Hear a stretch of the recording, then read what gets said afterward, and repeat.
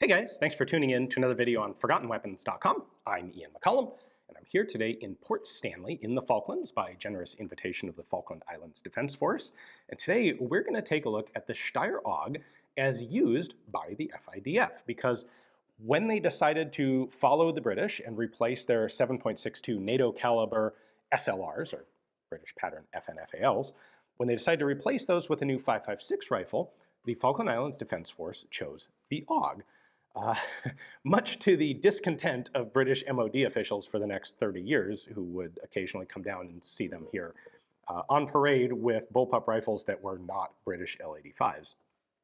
So, the Falkland Islands Defense Force is an all-volunteer organization. It is a relatively small organization here in the Falklands to act as a supplement, really, to the British military presence on the islands. Ever since the war in 1982, there's been a very substantial British military presence here in the Falklands. And the FIDF, while originally founded before there were British troops on the island, as early on it was sort of a civil defense group. They would occasionally rescue people. They performed a lot of ceremonial duties.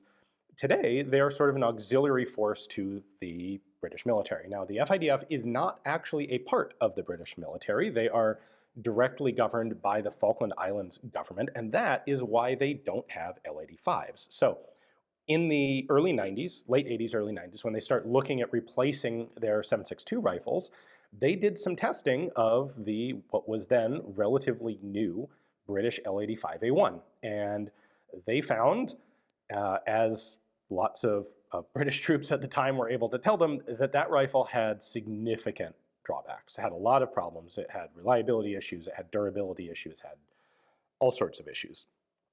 And so the FIDF went out looking for other options. And the option that they ended up deciding on was the Steyr AUG, which may seem like a bit of a weird choice, but it was December 1992 when the guns were formally adopted and purchased. And at this point, the AUG was in significant use by a lot of countries, including a lot of countries that had some real similarities to the Falkland Islands situation. So the Australians, the New Zealanders both used essentially Steyr AUGs. Steyr in Austria was very happy to work with the Falkland Islanders to do things like armorer courses. They can fly up to Austria and do whatever training they need. They actually looked at purchasing HK, but HK wasn't willing to deal with them directly and wasn't willing to give them armorers training, which is weird. Like the Falkland Islands police force has some things like MP5s, and they can't actually get spare parts for them from HK, which is a bit weird. Austria, on the other hand, Steyr was perfectly happy to work with even a very small client like the Falkland Islands Defense Force. So they got a couple of sample rifles. They brought them down here and took them out in the field to do a bunch of nasty testing on them, throwing them in peat bogs, throwing them in water, testing during all sorts of inclement conditions that they get down here in the islands. Kind of cool. They're testing. I think they had like 8 guys doing the field testing. And they deliberately made sure that they ran the spectrum from a couple guys who are very experienced veterans who'd spent a lot of time in the FIDF, and almost certainly time in the British military as well, through to a couple of guys who were brand new volunteers who just finished their basic training.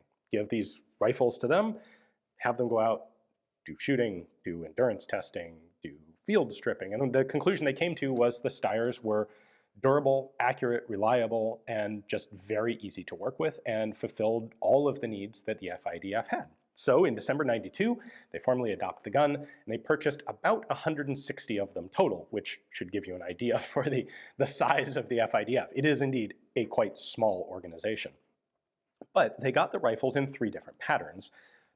The majority of them, about 75% of them, were rifles like this one. So a full-length barrel. They're bullpups, of course, so they have a much longer barrel relative to the overall length of the rifle than you would get with a traditional layout rifle. That's kind of a useful thing here in the Falklands. The terrain here is essentially completely devoid of trees, and line of sight visibility is miles at basically all times except when it's overcast and actively raining. And so having the velocity in 5.56 to have the longest effective range possible is a lot more relevant here than it is in areas that are heavily forested or have a lot of jungle or have a lot, forces that are going to be operating in a lot of urban terrain.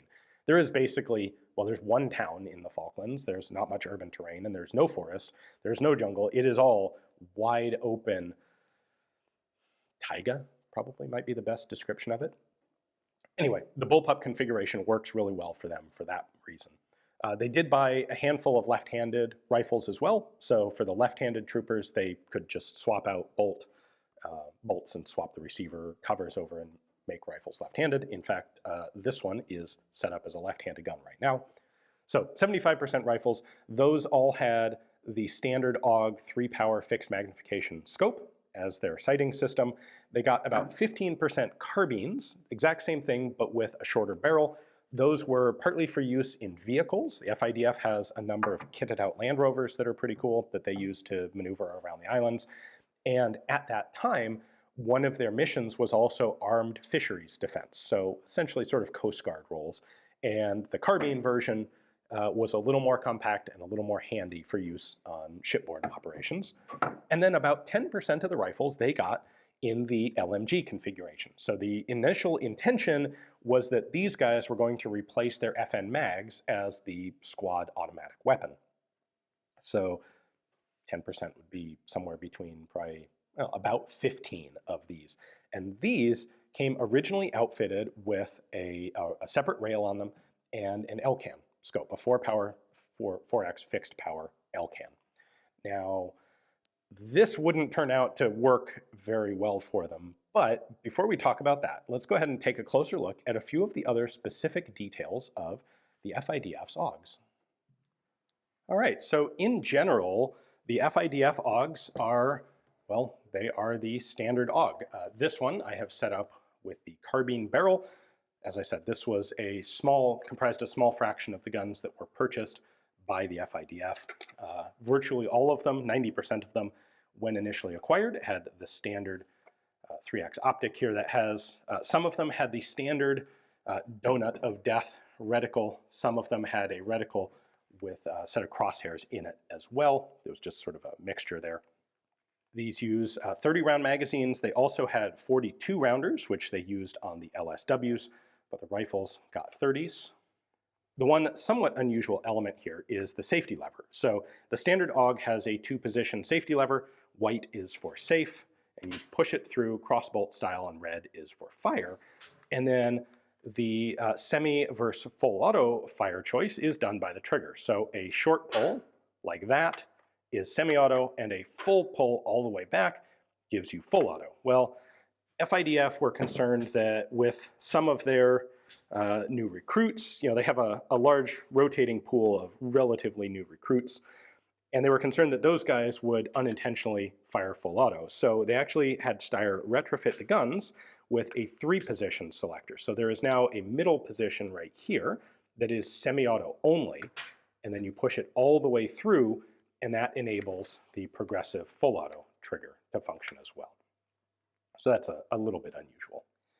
If we look at the LSW model, the only differences are basically from here forward on the barrel. The barrel is heavier, barrel's longer, has this muzzle brake on the end, and of course it has a folding bipod. So that's just a friction fit.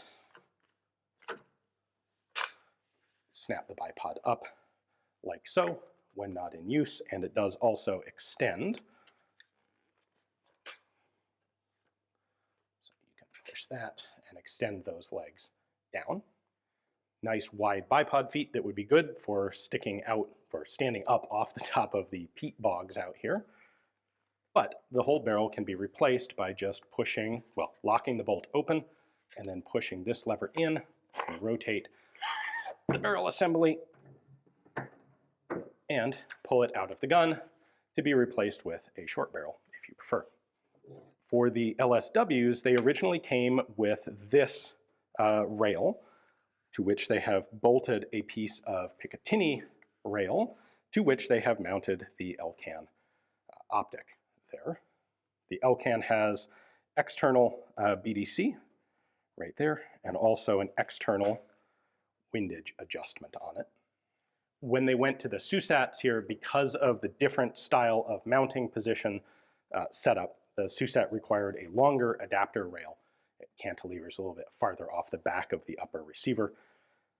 But otherwise, basically the same setup. Apparently, Oman also has AUGs, or had AUGs, set up this way. But beyond that, I'm not familiar with any other countries that quite have this style of setup on a Steyr AUG, which is kind of cool. One other really neat thing that the FIDF did is make sure to outfit some of their guns with night scopes. So the section leader guns that had SUSATs on them could also use British CSW night vision scopes, which are designed to attach to SUSATs. For the regular troopers, they had SIMRADs here, which is this, it's a neat night scope that's set up to not require zeroing because it has an image intensification tube here that feeds directly into the optic of the rifle. So this, with this bracket, can just be clamped onto any given trooper's rifle and give them a night vision capability. Now, this isn't quite as good as the CWS. The CWS can function as a night vision monocular as well for scanning. This, you have to actually scan around with the rifle, and it has a relatively narrow field of view because it's set up on a 3-power magnified optic. But this was the sort of thing that they would use on guard duty at night. So I can take this lever, loosen it, pull the SIMRAD right off the rifle. Of course, they do have to mount this secondary front bracket on there, but I now have a rifle that's just plain ready for daytime use. And if I'm going off of guard duty, I can pull this guy off, give it to the guy who's replacing me on guard duty, who can take that and slide it onto his rifle, clamp it down like so, and presto, now he has night vision capability that's already zeroed because his rifle scope is already zeroed. So as I've said, the AUG served for the FIDF very well. They're very happy with its performance, but by 2019, the rifles are getting a bit old. They're all 30 years old now, and the British MOD has never been particularly happy about the idea of the FIDF not having standard issue British service weapons. And this finally came to a head with, in particular, it sounds like the last straw was the fact that the Steyr AUG does not have the capability to use a bullet trap blank firing adapter. And that is something that the British military wanted to use. They had bullet trap style BFAs on the L85s. That's what they trained with, and they wanted training compatibility with the FIDF. And so they offered, the FIDF, they just loaned L85A2 rifles to the FIDF, and that is what the force is using today. Now, they are rifles on loan. The FIDF has yet to formally choose a new rifle to replace the Steyr AUGs. I think at this point they're really kind of just waiting to see what happens with the British military, if there's going to be adoption of the KS1 from Knights. The KS1 has been adopted by some elements of the British military, but the British are looking ultimately to replace the L85s at this point, and the FIDF doesn't want to go and purchase something until they have a better feel for what the British military is going to be doing. Having foreign military rifles and trying to work in conjunction with the British military is clumsy and has some issues. So for the time being, they are using L85A2s. It has been really cool of them to give me access to their armory here to pull out a bunch of different examples of their old Steyr AUGs to show to you guys. Hopefully you enjoyed the video. Thanks for watching.